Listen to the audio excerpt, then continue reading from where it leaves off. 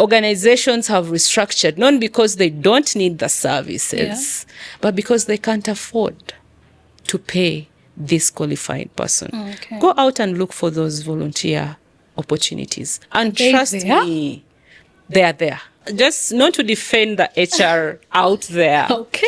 Yes, you've advertised, but maybe they are overqualified. So many good applications you've received, but you realize you can't afford these people. You can't sustain them. To someone, it might look like I'm overqualified, meaning I actually can do this job over and beyond what you expect. Some of the applicants do it because they're desperate. They just need a job. They just need to earn. I just need some money to survive. But the side of the employer, we need someone who will be able to retain. You can't just be recruiting over and over again.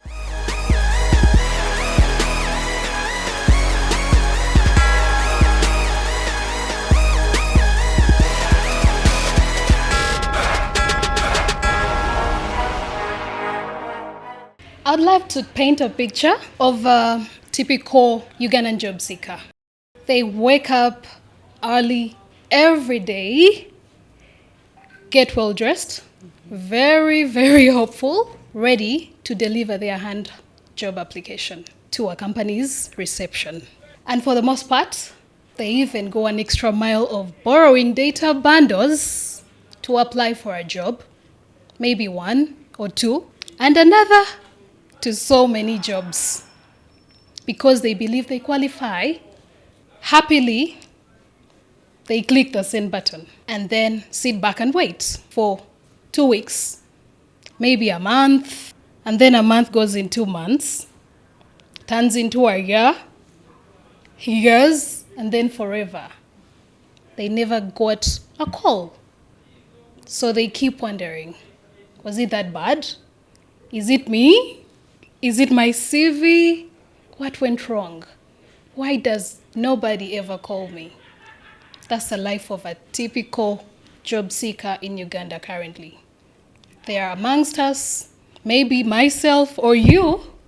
There are so many, and the question is, dear HR, I apply because I think I qualify. You never respond. Why? So for that, I would like to say hi and welcome everyone to the Pathways with Noor podcast. And today I'm joined by a very professional human resource person. Hi, Moris. Hi, Noor. I'm glad to have you here. Thank you so much. Happy New to Year. be here. Happy New Year to you. I'm happy to have you here. Thank you for the opportunity to have me. Moris, Yes. I'll give you a chance to introduce yourself. Before we get there, the youth have sent me here. So many people, because I've done research. And you as a person handle recruitment and people management on a daily basis, right? Sure. You're one of those that sit behind the other side of the table, open CVs, so many of them, maybe hundreds, thousands, who knows, millions. You get to make the shortlists and then decisions are made. We would love to know what happens. Why do you never call us? Okay. Thank you so much, Noor, for the invitation and having trust in me that indeed I'll be able to answer that hard question. To introduce myself, I'm Moris Ninsiima, currently working as the head of HR at Alight Uganda program, formerly American Refugee Committee. Someone who's passionate about HR. I don't just do it for a job, but I do it as a service. Service above self, service to ensure that I'm able to give back to the society. Helping is a passion for me. So being in HR, it's something I do for a passion. To answer your question, why is it that we never get answers when we apply and we believe we are the strong and best candidates for the role? Here's the thing. For starters, the job market is so tight. So many times we are receiving over 500 applications for a single job position. You advertise, but then the CVs, the applications are overwhelming. But regardless, different organizations have different ways of recruiting. You find that this organization uses a system, and the system has predetermined criteria that they are looking at. And when you apply, your CV does not fit into what they're looking out for. At the first level, the system itself will pull your application out. It will not even be seen by the HR.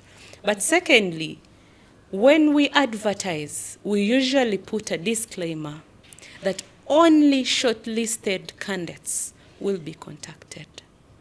Sometimes we go ahead to even indicate that if you don't hear from us 2 weeks after the deadline, you should know that your application was not considered. So for starters, that's one way of us communicating back to this person applying. So usually at the application level, we only get to talk to the person that we've shortlisted because of the huge numbers.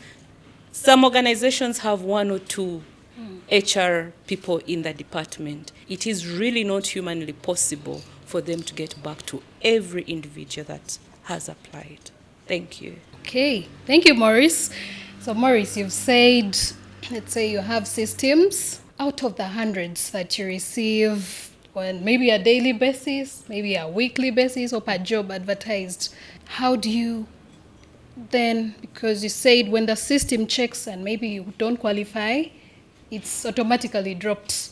How do you decide that, or what is preset in that system that this person doesn't qualify?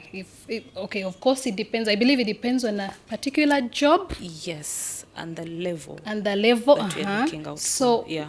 What is that? Maybe a sort of standard criteria that you might have that is preset in the system, and our viewers would love to know. Okay, sure. In the system, what is there? Yeah.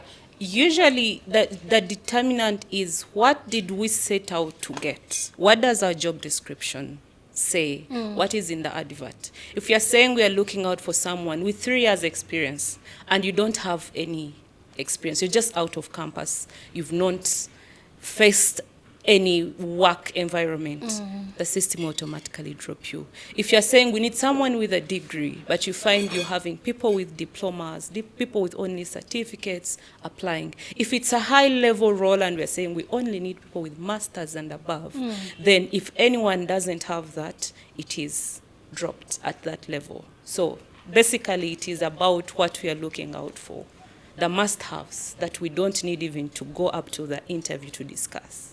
Isn't there a point where you miss out?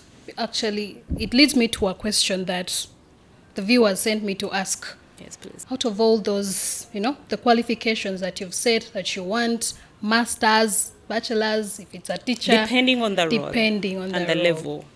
Okay. So, an undergraduate, because I'm looking at, we have so many people coming in and out of school. In and out of school, every year universities graduate. They release new potential employees, maybe. Sure. In a year we can get over 30,000, the minimum, yes, from a certain university. Yes.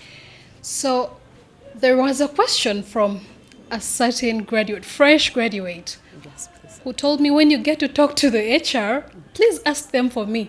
Every job that I see that says, it might be that so many other employers, the people looking for these people, for employees, have that criteria. And then they, when we look at, let's say, websites, the job adverts, platforms, you read entry-level job. So a person out of campus will say, okay, this is me they are looking for. I'm a fresh graduate.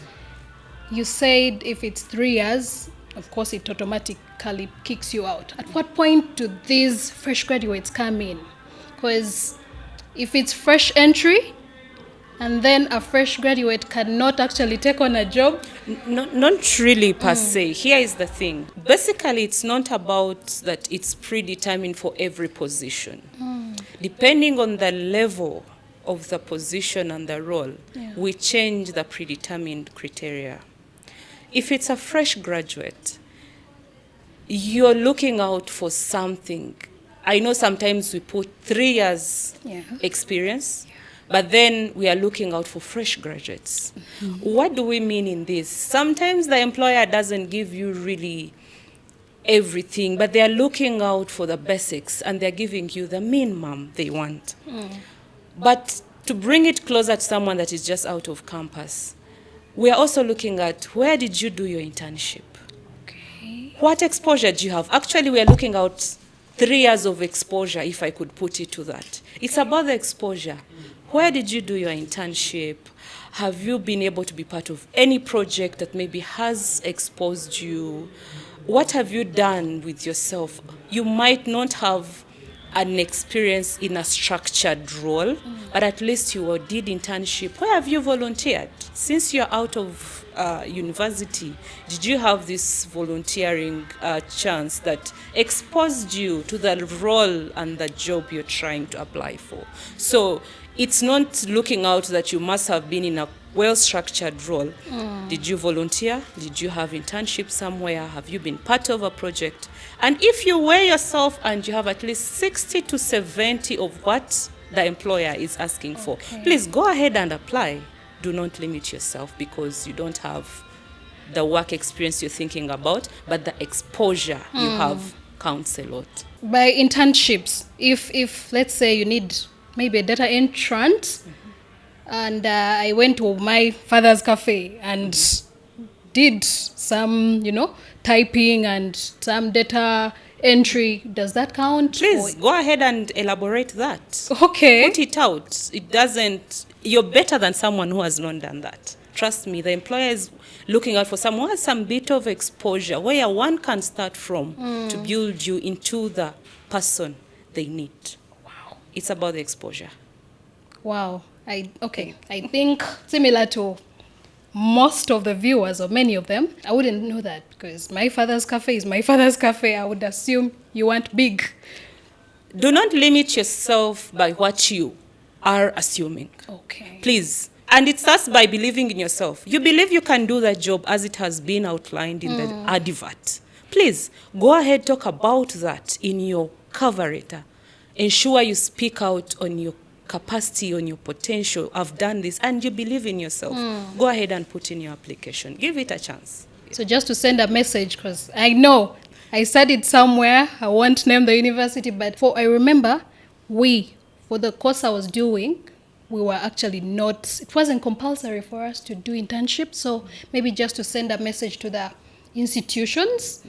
It could be that many of, the students, the fresh graduates you're sending out to the job world are not able to get the jobs because they didn't get that internship opportunity. And maybe if you make it compulsory, they're able to be pushed to the external world, do some work practice, and then they're able to enter into the bigger future they're looking for. Thank you, Moris. It would be a good opportunity. Thank you. That's new. That's new to me. So, Moris. Yes, please. A CV and a cover letter that makes you pause. Let's say it's weekend now. When you come out of the weekend and it's Monday, you have 100 applications to look at, and there is that cover letter and CV that makes you pause and say, wow, let me read this one. What's an ideal, maybe a standard like a CV and cover letter that would make you read and capture your attention for the viewers that are watching? Okay, thank you, Noor. I'll begin with a CV. A strong CV shouldn't be too wordy, but it should be something that is tailored to the advert, to the job description. The number one mistake we do as job searchers is to have that one standard CV. For every job application, you're sending the same CV. When it is an assistant in a company, it is the same. When it is an officer in an NGO, it is the same. a CV. When you're applying for any other organization, or it's a company, it's pharmaceuticals, it is like you're using the same document. A CV should be tailored to the specific job you're applying for. Just like they always say that looking for a job should be a job. For starters, you must be ready to write a fresh CV to be tailored to what you're looking for, the job you're applying for. Yes, you've been an HR, you've done A, B, C, D. Yeah. But this organization is picking out one aspect of the big part of HR. HR, you do recruitment, you do performance management, you do payroll, benefits management. But here they are only looking at someone to manage payroll. HR, payroll, or payroll manager, something like that. I'm not going to be discussing how I managed leave, how I'm good at staff welfare. No, that's not what this employer is looking out for. I should be able to tailor my CV to the job. So that would be something that is eye-catching. I quickly pay attention because I realize this person is speaking to what I want. I don't have to think so much about what the so many activities and roles they've done for me to get out what I want. So it should be tailored to the job. It should be brief. But also don't just go to your previous job description, copy it as it is, because those are the jobs and how it was outlined. Put it in your CV. No. Be intentional to pick out what are those strong things, the results. What do you feel you contributed as you are doing that big aspect? What are your achievements? Pull them out, and that will be a CV that someone is interested in. When we talk about the cover letter, don't copy the CV and put it in the cover letter. The cover letter basically should tell us like who you are in a summary, and shouldn't be big. Not anything more than one page, really. And also a full page. If you're someone that is out of campus and maybe, or you have 1 to 3 years of experience, what is it that you're writing about? It should really be brief, but straight to the point, so that when I read, I know this is the person, this is the education background, this is the qualification they have, this is the experience they have, this is their strength, these are the skills that they have. So it should be able to bring out why I should actually be able to have time to interview you. Why should I shortlist you? That should be in your cover letter. I'm thinking. Yes. And, you know, I have friends that did literature properly, and I did numbers. Sometimes it's like English. So I'm thinking of someone. Okay, language might not be English specifically, but grammar. Thank you. What if it's just grammar misleading me? Can I use ChatGPT? Do you? Why not? I think the errand times that we are in, ChatGPT would be fine. However, once they've given you whatever you have, you should be able to go back and review it and tailor it to the language that makes sense to the employer, not picking everything and anything the way it has been put down for you by ChatGPT. You sign and then submit. No, you have to own it. Make sure you review and you're able to own that document, whatever they wrote. Be sure that if we asked you to actually take us through this document, you're able to own that language that is in that document, much as you've used ChatGPT, but take time to own the language and the document. That's what I could say. Take time. Don't be lazy. Please, dear viewers. Don't be lazy. And you know, sometimes we just apply for the sake of it. Because you've seen a job advert. Actually, I have my CV here. Just like you don't pay attention. You're doing it for the sake of it. Deadline is approaching. You need a job, but you're doing it for the sake of it. Deadline is approaching, but actually you knew that this job was out 1 week ago. But because you saw the deadline is later, you're like, I will apply a day too, which is not right, actually, because sometimes you don't know how lazy that HR is, that they would just do the first 100 CVs. If they get the 5 CVs they want, why struggle with the other ones? Meaning the first applicant was ready for the job. So you don't really want to risk your chances. Thank you. Okay. Just one more question before we go into the break. Morris, Yes, please.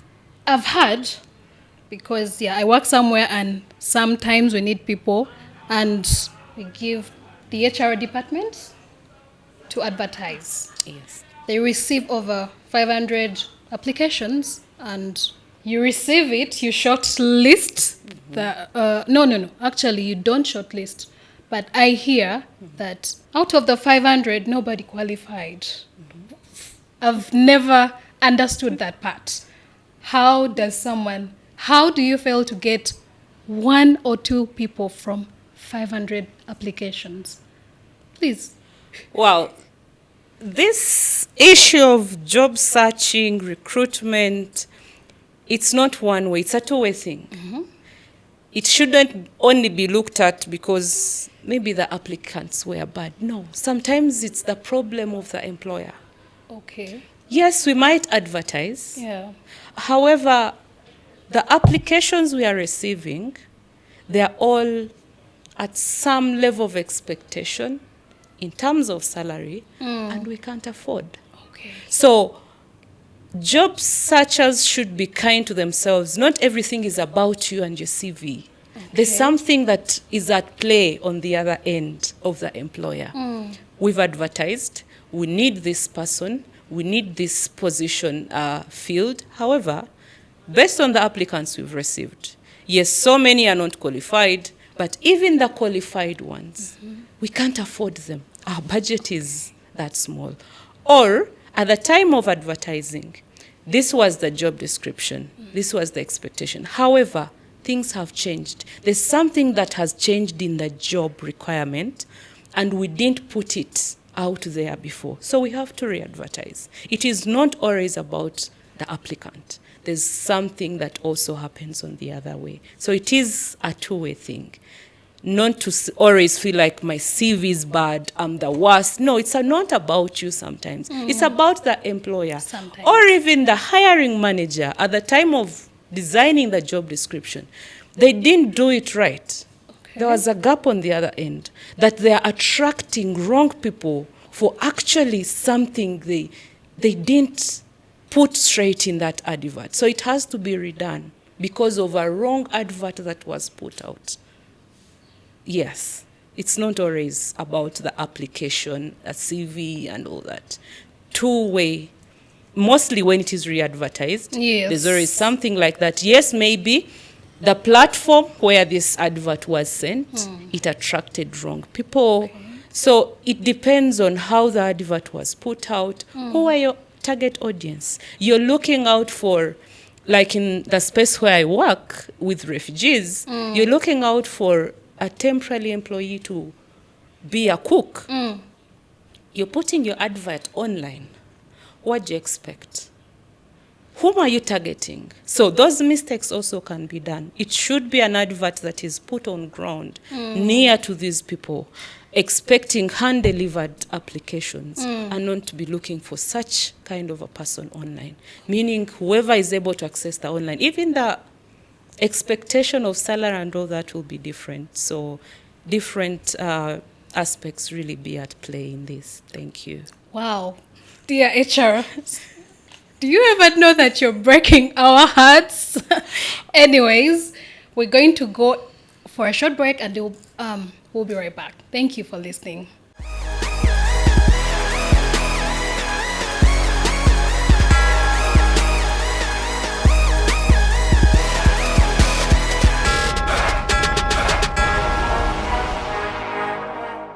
Thank you and welcome back.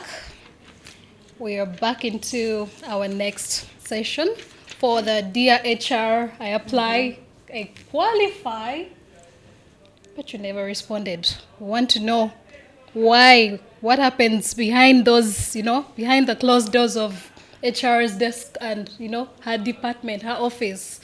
And we are happy to have Moris Ninsiima once again to give us more of the insights that she believes will be helpful to the viewers out there. Fresh graduates, maybe parents, teachers, the professionals, guardians, and so many more, the fresh graduates, the youth. we believe that this information will be helpful because I made research and people actually gave me these questions. Okay. They are hurting. They are heartbroken. I believe this information is, already helping so many people out there. And if you're watching, I'd love to request you to take a moment to subscribe to our YouTube channel, like this video, and share it so that it reaches so many youth that could be helped. They could tweak a thing or two on their CV and cover letter so that they are able to, get that dream job of theirs. Yeah. So, and please follow us on Noor Sudi on Instagram, YouTube, and X. We'll be sharing more of this content, career related, and so many more, issues that you raise, and we get these professionals to give you the solutions. So welcome back, Moris. Thank you so much. When we went out, we were talking about how you break our hearts sometimes when your systems, sometimes have issues. And I would love to send a message through you to the HR, please, the recruiting teams, please, the youth are breaking. Sometimes you apply for so many jobs and you're like, I'm tired. You're almost giving up. I'm tired. I don't want to see that. No, I'm tired. Yeah, so we request that maybe you take some time to work out a few things before jobs are released out there so that you reach the exact or close to what you're actually looking for to fill those vacancies. Yeah, sure. Just not to defend the HR out there. Okay.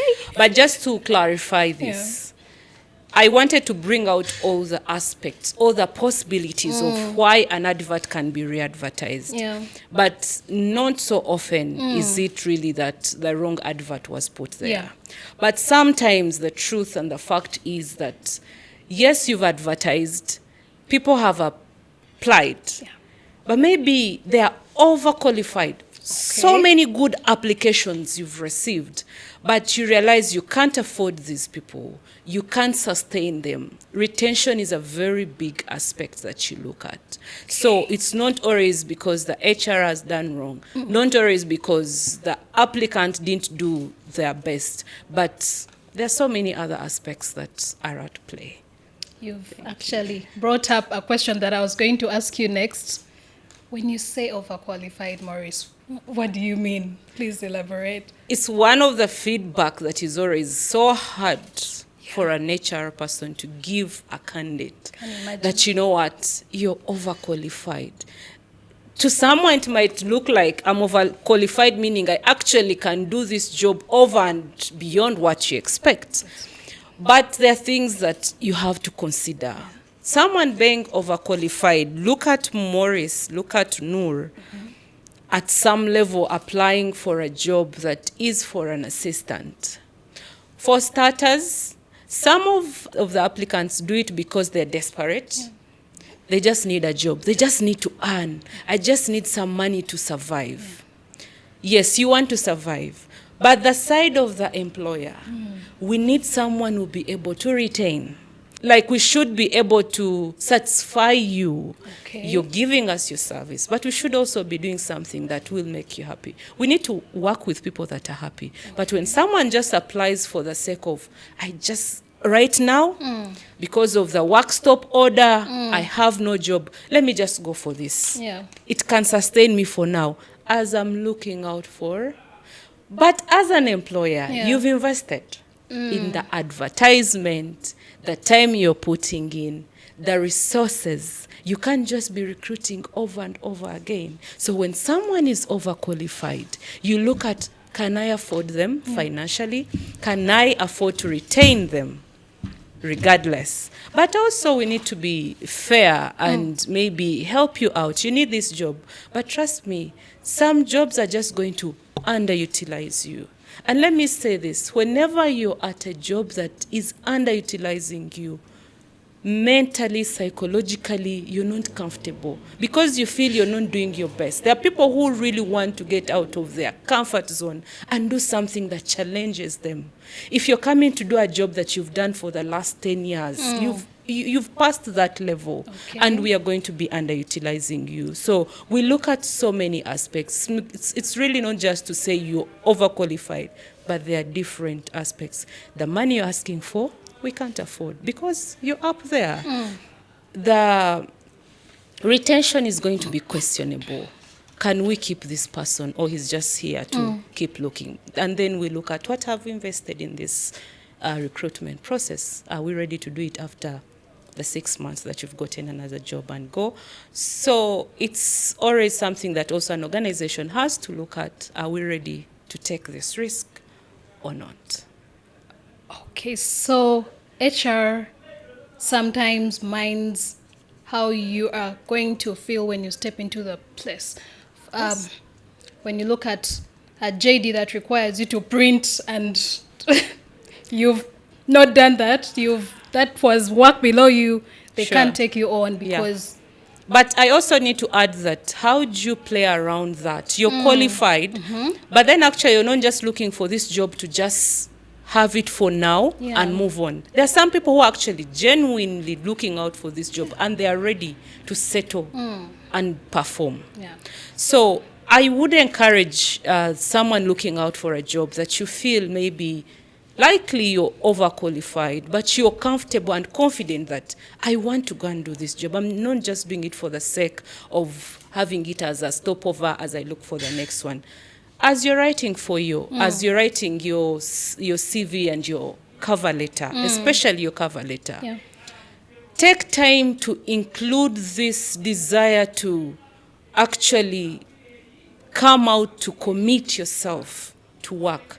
Be keen to mention it. This is my experience. However, indicate how committed you are to do this job so that you show the person out there looking at your cover letter that, yes, I know because of my experience, this might be a question. Answer it before it is asked, because at the time when we are shortlisting, you're not there to answer this question. Just answer it ahead. Indicate it in your cover letter. Bring out that commitment that you're coming on board with and not desperation. Because if you're desperate, then we'll know you're just doing it for the sake. Thank you. So take your time and don't be desperate to just Don't be cover. desperate. Actually, it could be me. It could be me if let's say I'm an officer and I see an assistant job and I don't have what to do, I would apply for that. I would apply. But how you write your cover letter will answer those questions that the person shortlisting will have. Does on age your... play in this? To be honest, age does play in this. Okay. Just imagine I'm recruiting for a department where the average age is 40. And then, including the supervisor, is at 40. But then I'm having to recruit an assistant who is 50 years. Yeah. You need to be considerate. It's not that outrightly you will not get this job, but sometimes the way the department is set, like structured, will really inform. Do we really go for this person or not? So there are some positions that you really can't risk. Someone is getting to their retirement. You're recruiting for the head of finance. Okay. You're talking about numbers and figures. Okay. Is this person in their youthful age to be able to face the challenging and so demanding environment, to manage the emergency space? So yeah, to some extent, age does play. Each role has different requirements. It is really not to segregate, but you have to be true to yourself and to the organization. Are you giving us the best? Is this person coming to step up to the environment, the ever changing requirement? Today we need this. As you're working on this scenario, something has changed. You actually have to change it. You have to revise the figures. You have to revise the strategy. Is this person up to the speed? Of course, also how you present yourself at the interview will give us the answer whether age is just a number or actually age has caught up with you. Okay. Thank you. I have two. I have a plea Yes, to please. HR and the hiring team. Yes, no. And to our viewers. I hope you'll be with me on this. Because, realistically, Maurice, Yes. Uganda. We are very unemployed. So much. So many job adverts. And it's worsening with the current trends of work stop order. Yeah. The donors have pulled out. So it So we is should becoming worse. prepare our mind. Actually, the coming this year and the coming times are going to be harder. We have people getting out of campus. We have people who have almost 70% of people that were employed last year are now out there So looking competition. for the job. So I feel sorry for someone that is doing nothing with themselves, much as they're out of campus. You're competing with people who actually have the experience. Okay. And you just have to step up and be up to your game. What do you do differently What do I to ensure that you position yourself? What do you do? Some people are out. Organizations have restructured, not because they don't need the services, but because they can't afford to pay this qualified person. Okay. Go out and look for those volunteer opportunities. And they trust there? me, they are there. Would I walk to your office and say I want to volunteer and you take me in? Definitely, yes. Really? And that's why I'm saying most organizations have restructured. They are merging positions. Not because they don't see the need of 4 people in a department for them to remain with 2. No. It's the question of, can we afford to pay these people? So if someone walked to my office where I actually have the work to be done, but I don't have the money to pay, Well, that's the problem. you will come in, you will offer to volunteer. I would definitely give you the work to do. You'll get the experience, you'll get the exposure. And sometimes where luck plays, where an opportunity comes, I would definitely not let you go. Because you came to volunteer, you gave it your best, you've performed, and you're worth it. You'll be the next person I take on. Interesting. That's how some people have been able to get these opportunities. I, for one, I started as an intern. I wasn't being paid, but here I am. Because when I got to that office, I would walk in as if indeed I'm an officer. Okay. Even when I was just a volunteer. Interesting. I owned it. Okay. I dressed up to it. Even when it came to performing, I gave it my best. And there was no question of whether I could actually step up to the assistant role that I got later because I had already proved myself. So it is possible. I have a Just plea. get out of your comfort zone. Okay. Yeah. So to our viewers, the youth out there, fresh graduates, please don't wait for, for an uncle to come and ask for your CV. Yeah, even the uncle is struggling at his job. You've heard that some companies have restructured. So people are sitting home. So you could actually walk to maybe an organization close to you, close to where you can walk. Yeah. Back home, you leave what I believe volunteers can't stay 8 hours when they're not getting paid. I don't know. It is negotiable depending on what you can afford. If you're saying I'm coming to volunteer 3 days a week, why not? Okay. We need people actually to come and support us because work is there, but we can't finance the whole structure the So best way you it don't could have be. motivation. We don't have really the money, but we need the people. So if someone comes out to volunteer, they would definitely be welcome. And I think, I really encourage people to do that. Please volunteer. Yeah. And I've seen it. I also joined somewhere as a volunteer and, is it luck? I don't know, but I've seen it. It works. Please go out there and volunteer, especially when you're a fresh graduate. Don't first consider really the money. Sure. I know the money comes later. It comes.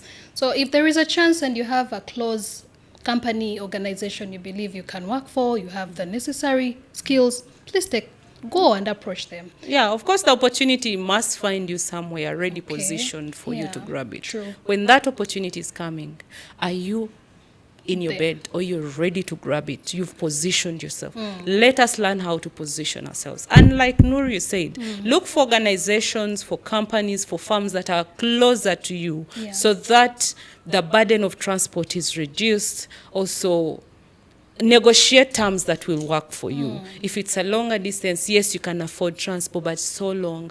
Negotiate if the organization business begins at 8, you can agree to come in at 9. These things really, when a volunteer comes in, we are human beings. We understand what is happening, and we are ready to get on a round table and discuss what really works for you. You can only afford two days in a week. Why not? A lot can be done in those two days in a week, and we can agree the terms. Sure. I believe many organizations out there are ready to open their doors and support the youth, because we understand that you need the exposure and the experience, and there's no way you're going to buy it unless you bring yourself out and be ready to volunteer. Moris, I still have my plea. Yes, Noor. I'm going back to when you re-advertise, maybe. Yes, please.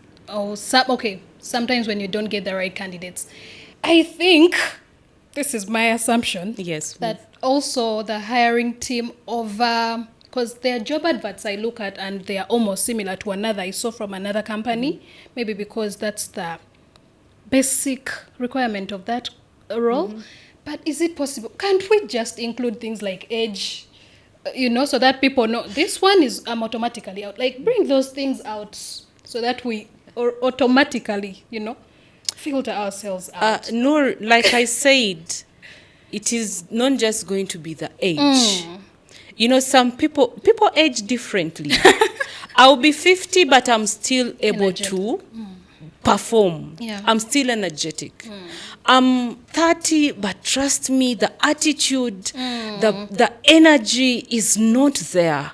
So we can't really target that when you're 50, don't apply. No, that will be really discrimination, and you're doing it without even assessing and evaluating this person. We will go ahead to give you a chance, regardless. Someone of 50 will come and challenge every one of their 20s. I've seen the that. Energy, the self-esteem. Someone will be up to their game. They are still energetic. They are ready to take on the mantle. We age differently, so it wouldn't be right for any HR out there to put out an advert and specify that if you're 30, don't apply unless otherwise. Give someone a chance. They'll present themselves and you're like, hey, I will take all the risks to recruit this person in their 50s, but I know they'll give me the best. I'll use an example like drivers. Most of the times you'll get that driver who seems to be elderly, but they're so respectful, so determined, they can give you their best. So age is just a number to them. But then you get this person in their early 30s. Right. Oh my goodness. You're like, what kind of a recruitment we fly on the road. Is this? The speed, no respect. They don't want to dress up to the job. So it is not just about the age, it's about the presentation of the person. My apologies. I'm not a professional HR. It is well. I understand my things where are you're in coming numbers. from. So thank you for I that. understand where you're coming from. Moris. Yes, please. Does connection have a part to play here? Because people say, we hear that job had someone already fixed for. Is it true? Does it happen? The job already had someone. Yeah. Honestly, some people have done that. Okay. Some HRs, some organizations. Okay. I don't think there's always smoke without fire. Okay. It has happened somewhere where this job, you need this person. But because of the politics that is being played at the background that never comes to the limelight, but not always. But I can't deny that can happen because I've seen it happen. It's unfair. It's unprofessional Okay. to do that. And my advice to my fellow HR people, if you know you have someone already, let us use the other means. Why advertise publicly when you know this job is already set up for someone? When you already know that the hiring manager has specified that I need this job for someone. Let us be human-centered. Let us not torture and torment people. We've applied for these jobs before. We've looked for jobs. We know what it means. Be in that person's shoe. Things have changed now that most of the interviews are done online. Yeah. But previously, people had to come. Someone is coming from Arua to Kampala to sit for an interview that you know that actually you already have someone on the panel, part of the people you're interviewing. There's that one person already, their contract is ready. But you're making someone spend their money, spend sleepless nights trying to prepare for this interview that you know is already taken. It is unfair, and I would advocate that if it is still happening anywhere, it stops. But yes, It does. politics plays everywhere. It can happen. That's anywhere. reality. That's reality. I would love to be honest. Okay. Because I don't want just to downplay it as if it never happens. No, it does. To our viewers, like we said, Pathways with Noor Sudi podcast handles real talk, honest conversations, and we bring it on. Moris says she's being honest, and I believe her. Moris, so the connections, is there a part where they're actually good, where you have called maybe a colleague that you've worked with before and said, look, we don't want to put this out. We just need this one person, and I know you can do this. You've done this before and very well. We need you. Is there a part where such a connection, I don't know, you call it Headhunting. Headhunting. Isn't that like connection? And because there is headhunting as one way of one way we recruit, then connections do matter. Because if I'm calling Noor, hey, I need someone to fill this gap, but because of time I can't advertise and go through the rightful recruitment cycle of advertising, shortlisting, and I need a quick fix here. Do you have someone? Can you tell them to send me CVs? I'll call Noor, I'll call another friend. So connections really do matter. If Noor doesn't know about you, they will not give me a CV. So how do connections help? Connections will help you get information, because Noor is able to talk to Moris and know that actually this organization is recruiting and they're headhunting. Or this organization, they have a gap and they're sending out an advert tomorrow. Even before it's out, you find because of your connections, you already know. So your CV is ready and to be part of the first ones that come out. Or someone is on a platform where they're sharing these adverts. Of course, credible and true adverts. We have adverts that are fake out there. You realize someone calls you, hey, Moris, are you advertising for this job? And you're like, no, I'm not. I've not sent out that advert. So someone on a platform where they know that these are credible adverts, they'll get. So connections will give you the information. Connections will help you to get your CV be read. Because when we look at the CVs at the time of shortlisting, long listing, we don't actually read every detail on that CV of every application we get. No. We'll first peruse through. There's so many CVs. We'll look at all the CVs. But the speed at which we look at them is different. When I still have 50, I'm so quick picking out the critical things. When I get down to 15, I tone down. I get deeper. When I get to the 10, I tone down. I get deeper. When I get to the 5 that I need, and now I need 3 out of these 5, I would read every detail, word by word. So for you to get a chance for me to read your CV word by word, the connection can do that. You get a call, Moris, this person has applied. I request you look at their CV. And of course, the connection will give you the good reference so that they give you their trust that the person they are referring is genuine. However, there are some things that connections cannot do. Even when the process has been done in your favor, that connection you have is someone who has a final say, and you get the job, my friend, the connection can never help you perform your job. If you get to the interview because of the connection, the connection has stopped there. You must defend yourself at the interview to perform, because they are not there. This is not an automatic. Regardless, if you pass that because of your connection, there's the last bit of it. They're not coming to do that job for you. Trust me.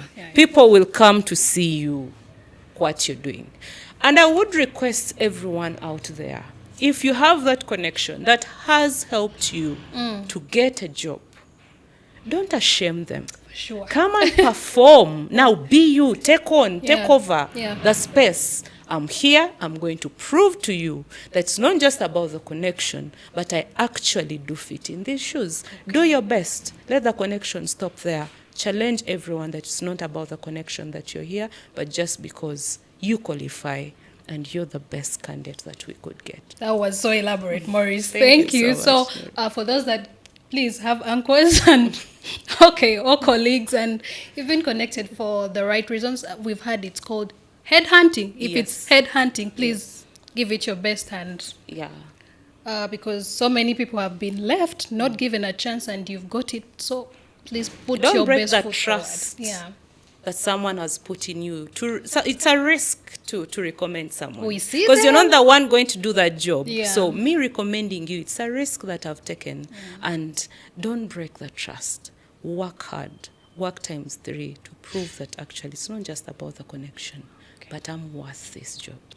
Yeah. Thank you. So to our viewers, connections really do have a part in, shortlisting, recruitment, and hiring. And it does actually happen. And sometimes for the right reasons, because of the time involved, just not to waste your time also. So a person might be recruited because they are well known for being good in that field. Thank you, Moris. So, Thank you.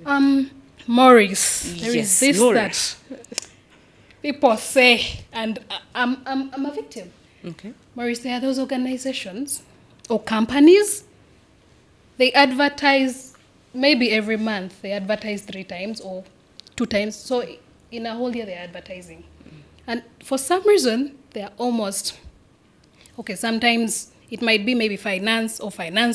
You send that job advert to a colleague or 5 of them, and everyone will say, Abo, they don't call. Those ones we know, those ones don't, before they even apply, because this organization or company is known for not calling, because you can be 10 people, and it can never be that your supervisor, all of them, different fields, different, people have left and they are working elsewhere. They all tell you, no, I can't apply to those ones. They won't call me. It's about the competition. It's too high. No, let us be honest to each jobs. other. The market is so tight. So many applications are coming in. And there's a lot that you're not seeing at the other side that this person reviewing the CVs is saying. But nonetheless, coming to the person applying, sometimes you're using the same CV, the same cover letter, for the job you applied today, tomorrow in this company, the other day in another company, we re-advertise. You're using the same CV, the same cover letter. What have you learned from the experience? Talk to me What directly, have you unlearned? You get the point. Yes. It's the same CV you're using. Yeah. You need to take a step back and pause and reflect. What am I not doing right? Could it be my CV? Have you actually gone to look at your CV? Honestly, most of the times we have that template of a CV. It's our document there. I worked on this CV 2021 when I lost my employment. Up to now, it's what I'm using. You don't try to tailor the JD to the job. If it is accounting, tailor it to that. If it was finance assistant, I believe these things are different.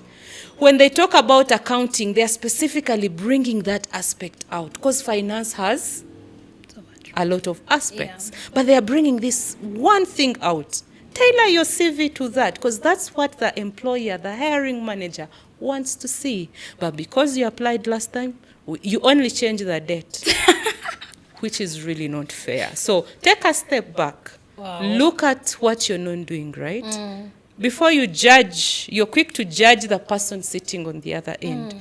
But before I even look at your CV, I'm like, Onomumanyi, this is the same thing to ask you. This is the same thing they shared last time. So you know. You find this CV even before you open it. Because someone has not taken time. They are just applying for the sake of it. Noor, sometimes we just apply in masses just because an advert has popped up. I have my application here. I change the date and the address. I have my CV here. The CV, I don't change anything because there's no date. Just go to the application, change the date, have my CV. We are doing it for the sake of it. Wow. Trust me, I stand to be challenged because I've seen these CVs again and again. Some people just do it for the sake of it. But looking for a job must be a job. You must invest in time. Pay attention to that advert. Make sure your document you're submitting has correct phone numbers. Sometimes you shortlist someone, but their contacts are wrong. You can't get to them. Do they have the right contacts? Is it the right number? Is it the right email address? You have a wrong phone number, you have a wrong email. People can't even get to you. You find there are so many errors in the application that really you don't have to waste time on it. So it is a two-way thing still, but ensure that by the time you submit your application, you're convinced that I've given it my best. Okay. Stop applying for the sake of it. Let me just throw this here. Let me try my luck. No. Be intentional and give it your best. Thank you, Moris. So in most cases, it's still the applicant that has to do some work. They have one CV they are sharing for every job. Today is finance assistant. Tomorrow is finance officer. Just because I was in this organization, this was my JD. It is what I have in my CV, and it never changes. Okay. It's not about your job description. It's about what you delivered on. It's about your accomplishments. What did you deliver on? What are you proud of? What stood out? I saved the company's funds. That's what we are looking out for. Okay. But not just copying your job description into a CV and keeping it one draft CV for every job you're going to apply for. Okay. No. Tailor your CVs to that specific job you're applying for. Be fair to yourself. Yes. You've been very elaborate. And maybe not just a little thing. Be fair to yourself to the extent that even when you're applying, are you convinced yourself that 60-70% I fit for this job? We have people who just apply. Honestly, they're saying they need 5 years of experience.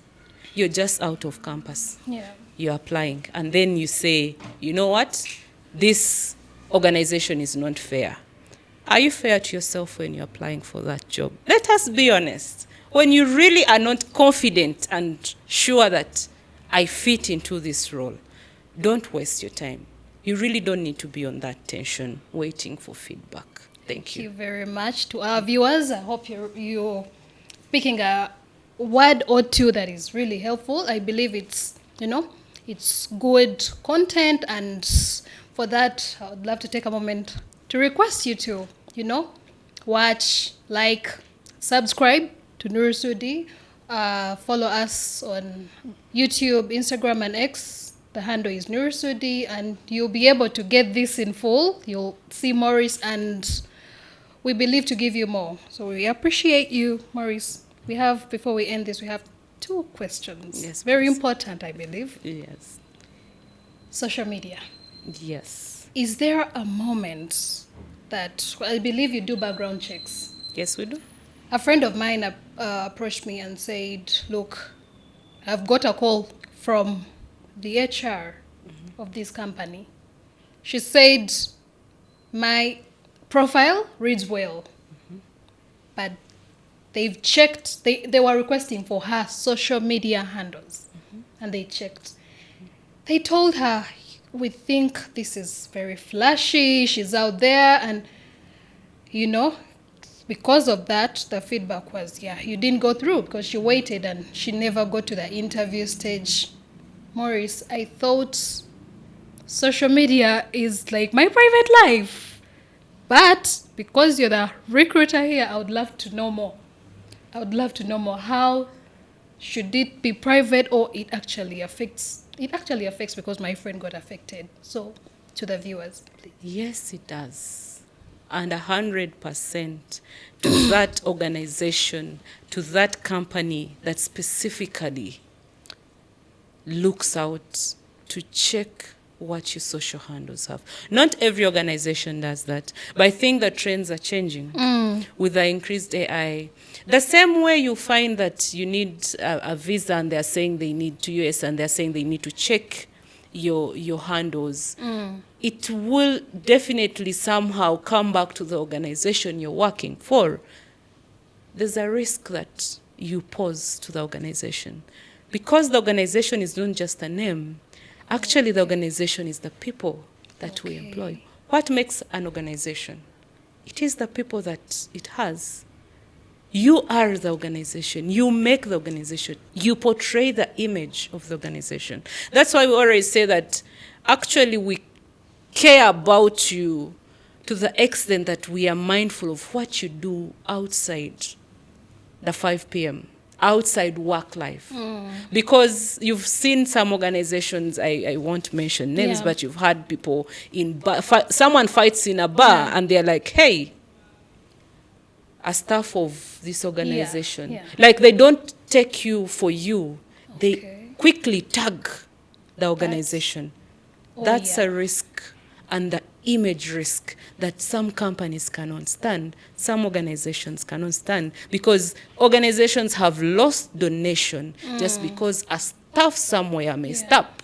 So social media, we need to be keen. Previously, maybe it has not been that important, but as we evolve, a lot of things are going to happen. You don't know when someone will be interested in checking your handles and actually getting to know, can I trust this person with this office? We have the aspect of sexual exploitation and harassment.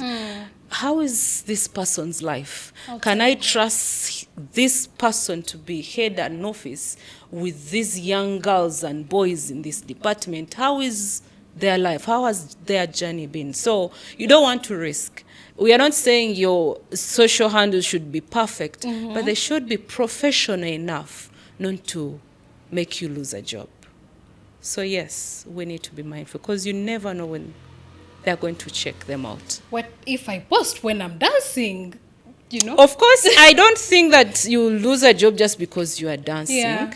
But if there's something beyond that. So I don't think me posting dancing is an issue. I don't think. But it also comes to how was I dancing. It's not just dancing, but how was I dancing. And of course, what job you're going for. If I'm an HR, they're recruiting for an HR head of office. Wow. It's not the same criteria for the assistant. I'm coming in at some level, and there's some expectation that I need to meet before I get to this job. You're representing a whole organization. I'm representing the organization. So the image of the organization must be protected. And the people, the staff you have, the organization is made of the people. How good the people are will inform how good the organization is. I'm getting scared. Thank you. So to HR, please don't bring in social media as a criteria for selecting us. That would be bad, but I'm joking. If it's required, then we will look at it. Depending on the organization, depending on the company, and the culture and beliefs, but also the position that you're applying for. To our viewers, the fresh graduate out there, the one, I don't know, but take the word professional. You might want to go and look at the word professional if you're looking towards, applying to the corporate world mostly. You might want to know what actually falls within that, how people like that behave, because they have something to actually protect. You might lose it in the process of not having the information or not knowing what it actually is. Yes. So please, as you post, careful what you post. Social media doesn't forget, I hear. And never forgives. Oh, it never forgives? Yeah. Okay. So please, I believe this is very helpful. And please keep subscribing and liking and watching our videos. One more thing, Moris. Yes, please. To our Ugandan out there. There is a Ugandan out there who is really tired. They've applied. They feel stuck, actually. How do they get to know that now this is the time I should redirect my career path? It's 5 years down, 2 years down, no job. How do they know it's time to maybe go into business, maybe take a path that is totally different from maybe even what they studied? I did monitoring and evaluation. I did finance. When do they know? I don't think there's a specific time that someone is going to say that here I'm done. Yeah. And there's no one specific way for all of us. Yeah. We are all going through different challenges. We are at different levels. We're coming from different backgrounds. What is hard for Moris will not be hard for Noor, depending on the support structure they have. So the comfort levels are not the same. So I can't say that at this level someone should say, no, I'm done here, let me throw in a towel. No. And there is no one aspect of life that is easy. I always say that living alone is hard. Yeah. Because you try to protect yourself from all these challenges, but they will look for you. You don't have control of some aspects of life. So when do you redirect yourself and say, let me change here? Of course, you need to be true to yourself. Yeah. Internally assess yourself. You know what your strength is. You know what your weakness is. Because there are some people who say that, actually, me, I can't manage a business. I can only work if I'm being pushed. Oh, yeah? I can only work under someone's supervision. We've seen people who say, I can never be a head of a unit. Yeah. I will only perform if someone is pushing me. So I can't manage the top because I need to be pushed. So you need to be true to yourself and know what is your strength, what is your weakness. If you know you can't afford business because you know your weakness, you're so kind that you start giving out your capital because someone is coming in and smiling, you're just giving out money. So it's about being true to yourself. But also before you say you're going to change, like maybe the career path, you also need to look at the opportunities. What are the opportunities before you? You're changing this career path. Yeah. Have you seen opportunities there? If they're there, fine. Strategize yourself for them. But if you're not seeing the future, then you're wasting time. Sorry to say, but sometimes the youth are so much, sometimes you find they're, instead of maybe going out to volunteer, going out to get the experience, they're like, I'm going out to study again. Yeah. You do this one course, put the certificate here. Go back for another one. Like, you're all over. Expanding education is good. We still get the knowledge. But are you using your time rightfully? Yeah. Instead of going somewhere to earn the 20K they are giving, like, me, I can't earn that money.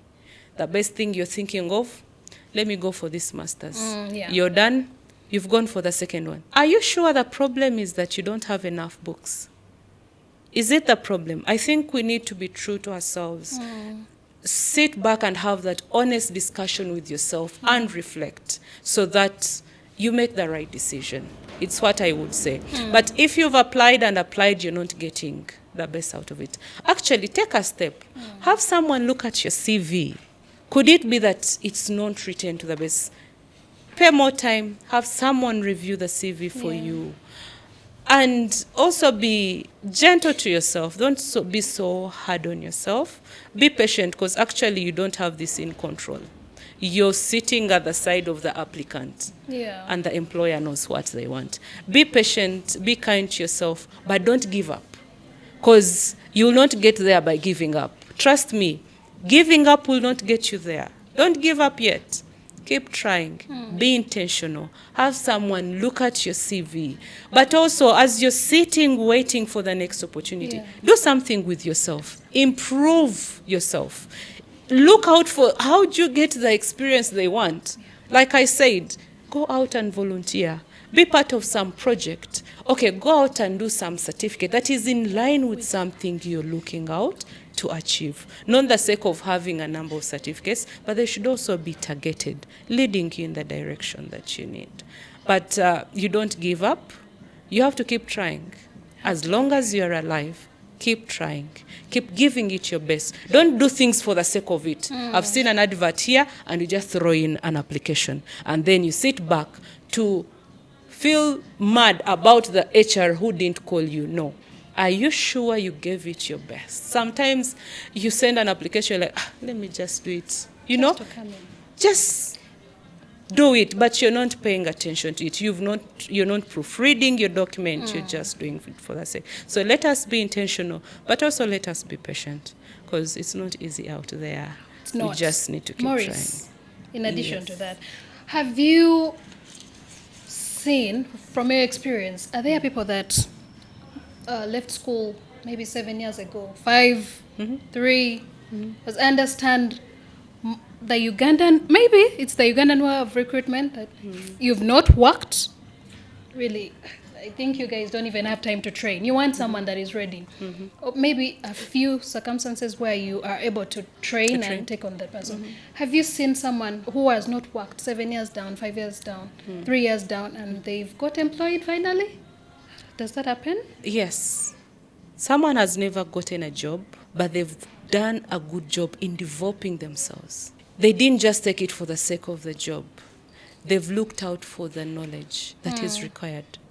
They've put themselves in the shoes of someone in that office, and all the information they are looking out for, the certificates they've done, the volunteership programs they've gone for, has prepared them for that job. Yes, there are people who have never worked anywhere. They've been out there looking for the job for 7 years, and finally they get to the job. It comes back to your capability, how flexible you are, and how ready are you. When that opportunity comes, are you ready to grab it? Or you've been lamenting on yourself, like you're wasting yourself, that even when that opportunity comes, you're actually not even mentally ready to take up the challenge. There are people who are ready to take on the challenge. You give them the opportunity. Of course, give them somewhere to start from, and they'll prove to you that I wasn't just sleeping. Even when I was out of employment, I was reading, I was researching, I was volunteering, I took part into this project, this community work that exposed me to be able to take on this job. Thank you. Just to remind our viewers, this is Pathways with Noor Sudi podcast, a place where we get to talk honestly about the career world, work environments, favorable and unfavorable policies at work, everything business, and what we really need to change, because we are also looking at the gap between education and the employment world. What does it really, the gap is quite huge, and we're trying to look at that. So, Maurice, back to you for your final word. Wow. I believe the viewers have picked so much, maybe, and if you've picked so much, please click like and subscribe to Noor Sudi's channel to get more of this content. We'll give you more. Moris, wow. A Ugandan out there is tired, discouraged. I'll never apply for jobs ever again. I would rather be here. Let me be here. What honest advice would you give to such a youth, such a person out there before we go? Thank you, Noor, for this opportunity once again. And my parting words to someone out there. You're looking for a job. You feel you're tired. But hey, giving up is not a solution. You're solving nothing by throwing in a towel. You must fight on. Like I said, being alive itself is hard. You're saying, okay, you're not going to look for the job. Yeah. What next? Still, it's not going to resolve your problem. My advice is accept and appreciate that the job market is tightening each single day. For example, organizations have restructured, and trust me, when the next opportunity comes, it will be for anyone that will be ready. Whether the staff that they restructured or someone who has actually taken a step, put them in the spaces where those opportunities will find them, and they will take on the job. Yeah. When we are recruiting, yes, you want to attract the person you had last time. But if we called for a volunteer and that person didn't show up, and this other person came in to volunteer, trust me, things will be different. When we get new projects, when an opportunity shows up, we'll definitely take on this person. So my advice to someone out there, tired of applying, please don't get tired. Step back, reflect. How are you writing your cover letter? How are you writing your CV? And how are you positioning yourself for the opportunity? Some of us have been lucky to get to the shortlist. You've gotten to the interview, but you didn't prepare enough. You're not ready for the job. You must prepare and be ready for the opportunity. Don't give up yet. Keep trying. You don't know. It is always not easy to get a job, but keep trying. Some people will tell you, I applied to this organization 5 times, and it's the 5th time they are called upon. And when they get to sit on the panel, they give in their best. And even the hiring manager is like, why didn't I get this person early? So don't give up yet, because giving up is not a solution. Step back. Make sure, give your CV to someone who can review it. Someone you believe that they have the experience and they can read through and give you the right feedback. Make good use of your time. Develop yourself, like I said. Do some course that you know will help you to get there. And if you have somewhere to volunteer, because trust me, you're not going to buy the experience that we always ask for, but take time to volunteer somewhere. Take time to get into a project that is going on. Make your contribution. You need the experience. You need the exposure, because that's what we need. It's not just experience, but the exposure matters too. Thank you so much. Don't give up just yet. Yeah. God is, the Lord in hasn't control. given up on you, so don't And give he's up working on out yourself. something. You know, our ways are not his ways. Yeah. And just as a believer to say, keep hopeful. You're actually not in charge of anything. Yeah. So even, what is the option? The option is just keep hopeful, keep praying, Give it keep your believing, and most of all, believe in yourself. Okay. Don't let someone at the back of the other side of the computer who is receiving your application, them not responding to you, don't take it on yourself. It's not your fault. You did your best. You gave it your best. But it's not yet your time. Keep hopeful and keep trying. You can't give up. Thank you, dear HR, who never calls, but we believe from here, you and the rest of the team will, at least, you know what we long for is that email. Okay, we appreciate those that say we shall only reach out to shortlisted applicants, but to the HR team out there that didn't, because there are teams that actually, you know, I'm HR and I care for the people, but maybe it shouldn't be internally, but also to the people you are communicating to externally, the applicants. Maybe look into your systems to see that you actually also, like others, say only if you get shortlisted is when we shall reach out. But don't leave us hanging, we beg. Yeah, again, not to defend the HR, but Noor, like I said, even the HR sitting at the back of that recruitment space is a human being, and you're receiving thousands of these applications. You definitely can't respond to everyone. Just to someone that is applying out there, for you to know. Because so many people are applying, but they don't actually understand the process of recruitment and how things are done. Yeah. Trust me. Don't be anxious to wait for a feedback when you've never been called for an interview. Usually, that phone call is made to the person who was on the panel, and we are calling to tell you, you were either successful or you were not. So if you've not been shortlisted and interviewed, please reduce the anxiety. It's not worth it, because actually you will likely never hear back from these people. Thank you. Thank you so much. We appreciate you coming, Moris Thank Ninsiima. you. She's Moris Thank you so Ninsiima. much. And she's a Rotarian too.